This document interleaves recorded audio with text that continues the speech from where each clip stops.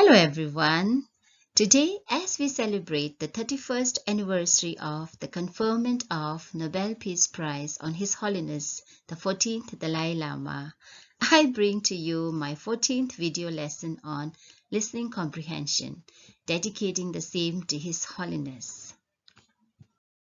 Please listen carefully as I read out an extract from the Nobel Peace Prize acceptance speech by His Holiness, because you have to answer some questions after that.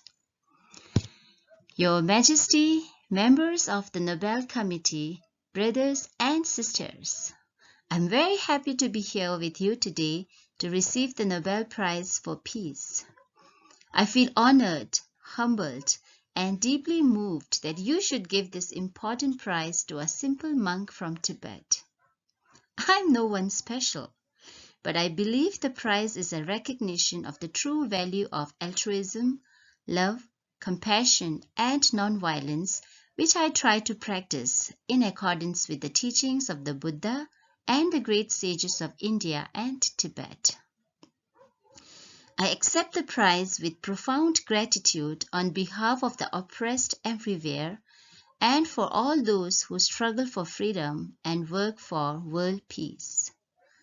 I accept it as a tribute to the man who founded the modern tradition of non-violent action for change, Mahatma Gandhi, whose life taught and inspired me.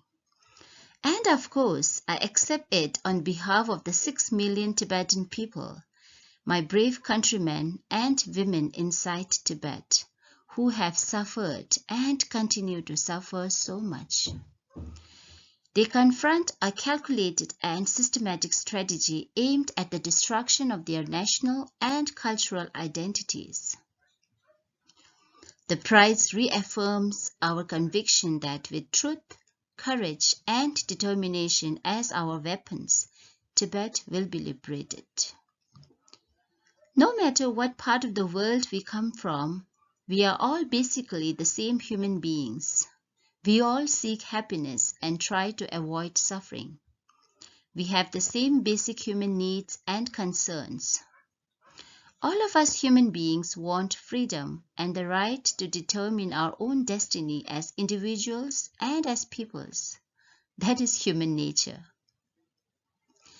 I pray for all of us, oppressor and friend, that together we succeed in building a better world through human understanding and love, and that in doing so we may reduce the pain and suffering of all sentient beings.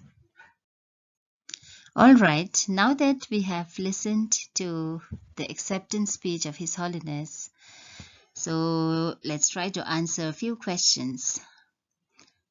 First, His Holiness received the Nobel Prize in 1989 for A. Peace, B. Religion, C. Philosophy. Number 2, His Holiness believes that the prize is a recognition of the true value of A. Wealth and power, B. Altruism, love, compassion, and non-violence, C. Political leadership. Third, the strategies confronted by the Tibetans in Tibet are aimed at A. Improving their living conditions, B. Preserving their language and cultural heritage, C. The destruction of their national and cultural identities. 4. Which of the following statements is incorrect? A. All human beings seek happiness. B. All human beings love suffering. C. All human beings want freedom. And the last question. According to His Holiness, we can succeed in building a better world through A. Human understanding and love, B. Destruction of our natural environment, C. Construction of more buildings and factories. Okay, before we look at the answers, I'm going to read the extract once again so that you can look for the things that you might have missed in the first audio. So please listen carefully. Please listen carefully as I read out an extract from the Nobel Peace Prize acceptance speech by His Holiness, because you have to answer some questions after that. Your Majesty, members of the Nobel Committee, brothers and sisters, I'm very happy to be here with you today to receive the Nobel Prize for Peace. I feel honored, humbled, and deeply moved that you should give this important prize to a simple monk from Tibet.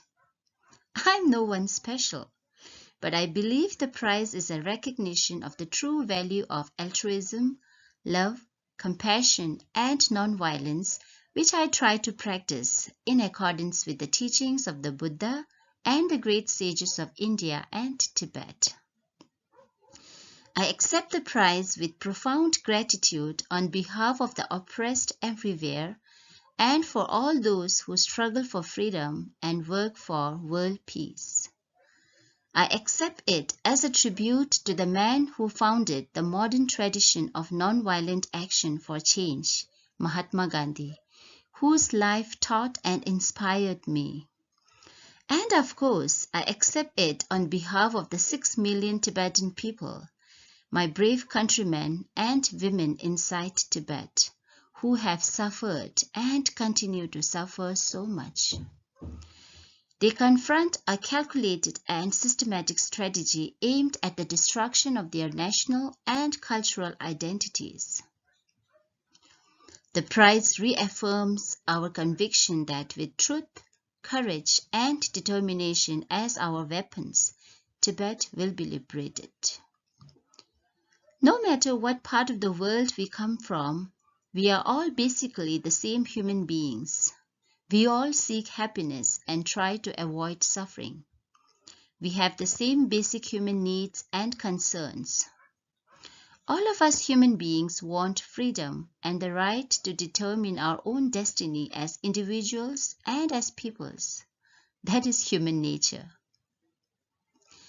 I pray for all of us, oppressor and friend, that together we succeed in building a better world through human understanding and love, and that in doing so we may reduce the pain and suffering of all sentient beings.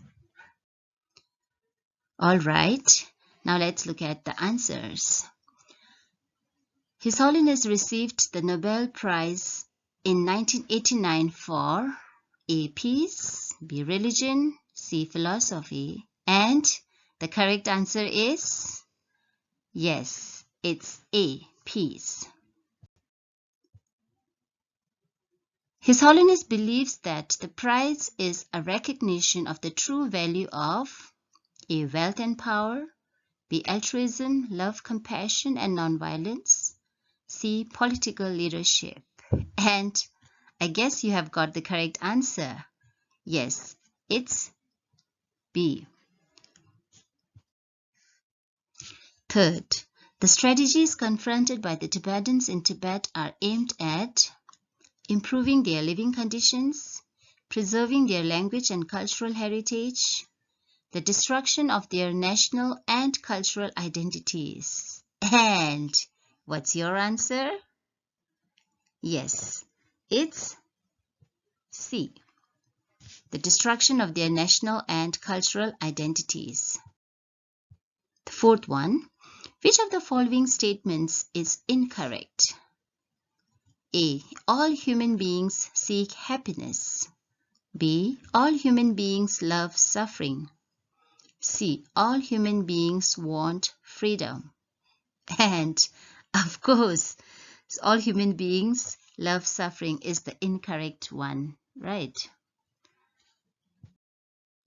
And finally, according to His Holiness, we can succeed in building a better world through A. Human understanding and love. B. Destruction of our natural environment. C. Construction of more buildings and factories. And the correct answer is yes, it's A. Human understanding and love. So thank you so much. The extract of the speech I've taken from Nobel Peace Prize acceptance speech, DalaiLama.com. Thank you, everyone. Have a great day.